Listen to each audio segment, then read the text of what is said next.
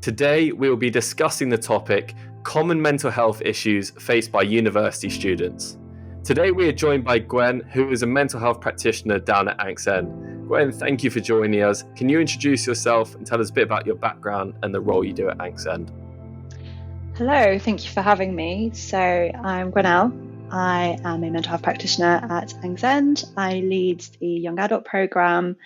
A bit about me. So I am actually originally from France. I'm half French. I grew up over there, spent my whole childhood over there, and then went off to uni in the UK where I studied biomedical sciences and got incredibly interested in neuroscience, which led me to then study neuropsychology, experimental psychology, at university as a master's. And that then led me to work with uni students and mentoring them, and then began to work at Anxend supporting young people. And here I am.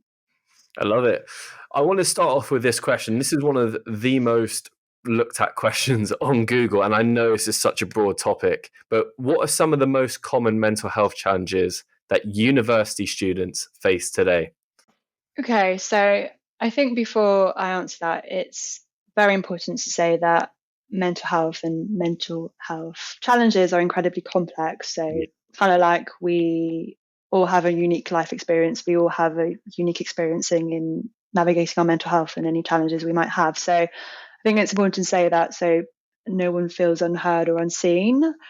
That being said, I would say the most common challenges are probably struggles related to anxiety and stress. I mean, uni can be incredibly challenging.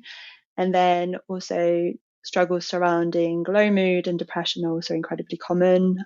I think that uni can be made out to be this amazing once in a lifetime experience, but the reality is a lot of students struggle with their mental health.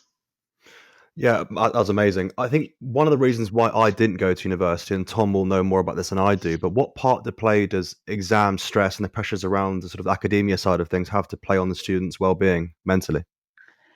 It's not the only factor, but it has a massive impact on their well-being. I mean, uni is incredibly demanding. It's known to be, but it's not just the content that's the problem. I think the workload is one thing, but there's this constant pressure to do well, to excel, to get a 2-1 or a first. And that is not only imposed pressure, I think there's also pressure from the outside, be it parents or even peers sometimes. And then there's this pressure to do well to then get the right job. And the amount of times I've heard people say, I need a 2-1 so I can get into this course after or get this job. And so, yeah, I think there's a massive pressure in that regards. There's also, I think, a lot of pressure it's not just the workload, it's constantly, suddenly you have to kind of have all this independent study and manage your own workload, which I think can be really challenging. So you're right in saying that. And I think going back to what I was saying with this constant pressure, I think there's a massive fear of failure.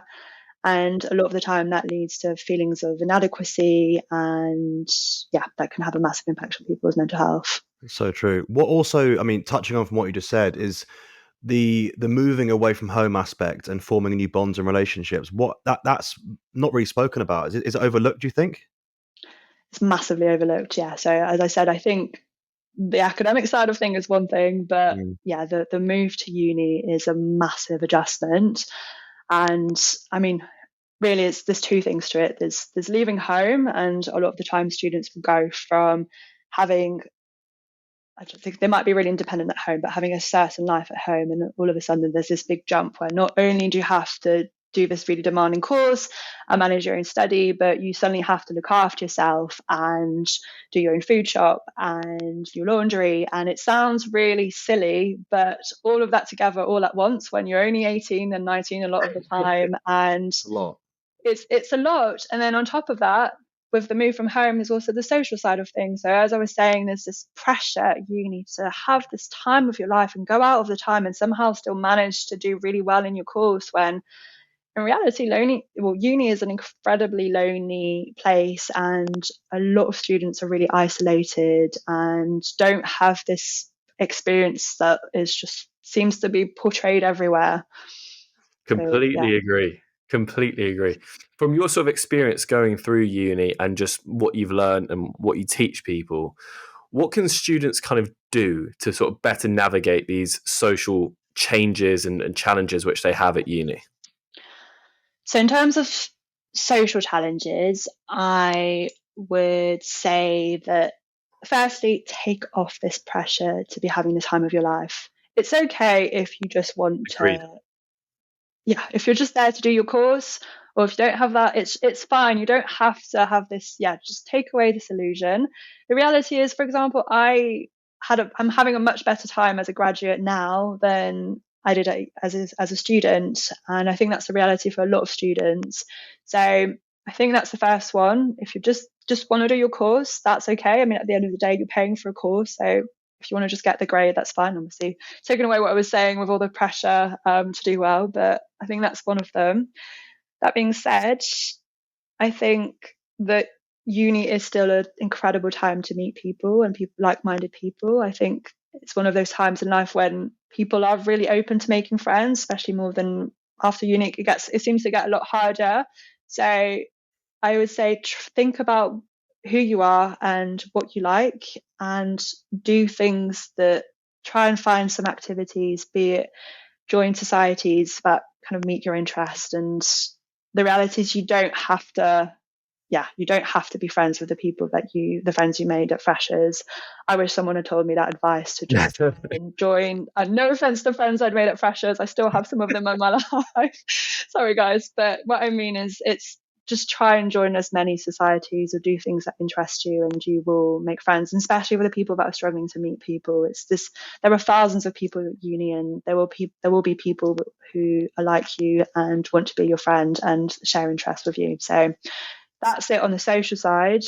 Other than that, in terms of navigating the adjustment, I would say remind yourself that first year doesn't count for a reason.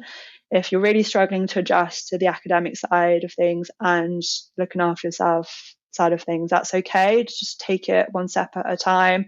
Seek advice where possible. If you need to, I mean, even if you're struggling to get your head around a food shop, that's okay. I struggled initially. I was doing stupid food shops where I was buying way too much vegetables and then having to eat off pasta for a week. So yeah, I would say just take it one step at a time and then seek advice where possible. I love that. I love what you said about broadening your horizons as well and trying new things and a new experience. I think that's really important. One thing that Tom and I speak about almost every single day on our podcast is we speak about routine. What part to play do you think that on the student's life that routine has to play in terms of getting back to some normality and taking some more autonomy over their sort of well-being in general? It's incredibly important. Routine is incredibly important. Mm-hmm. And I think start with just the basics. I mean, routine and a lot of the time people say look after yourself, and we often don't actually know what that means. So just start looking at just your basic health. Just make sure you are eating correctly. And I know that's hard at the beginning, but just eating correctly, getting enough sleep, and exercise are massive. I think as a uni student, a lot of the time is trying to work that around your current life. I mean, you will have, if a lot of students, the reality is they do want to spend time with their friends. And the amount of students I've seen who say, well, I don't want to go to bed early because I want to have all the socializing after lectures. Yeah, and that's okay. But I think just remember it's all about balance. And if you do want to go out loads, then make sure that you eat correctly the next day. Yeah, I would say routine can be hard. Try and implement it where you can. And yeah, remind yourself balance will go a lot longer away than not doing anything. So I think Well said. I love that. Just out of curiosity, do you have any strategies that you'd recommend for students to sort of manage their mental health more effectively? I think the first step is talk about it. I know it's an obvious one, but you're never a burden for struggling or for needing help and needing to talk to someone. So seek help from peers, from family if needs be, and have a look at what's available at your uni. There are services in place to help you. So I think, yeah, the first one is if you're struggling, talk about it. The second is, I think, just what we were saying above, just really look after yourself. And there's so much out there in terms of ways to look after yourself and looking after your mental health, I would start from there. Otherwise, I'll be talking for half an hour if I continue. But yeah, I think the main one is just seek help and talk to people. I think that's the first. I think that's the kind of main obstacle for a lot of people. Amazing, Gwen. Thank you so much. There's so much value in that episode, which hopefully the people listening to this are going to take. We hope you enjoyed this episode of our short form content. If you want to learn more about Anxend and the amazing work they do, the links are down below. In the description, you will also find a free anxiety test to take if you wish. Thank you for joining the three of us today. I'm Tom. I'm Joe. And this is Navigating Minds. Cheers, guys.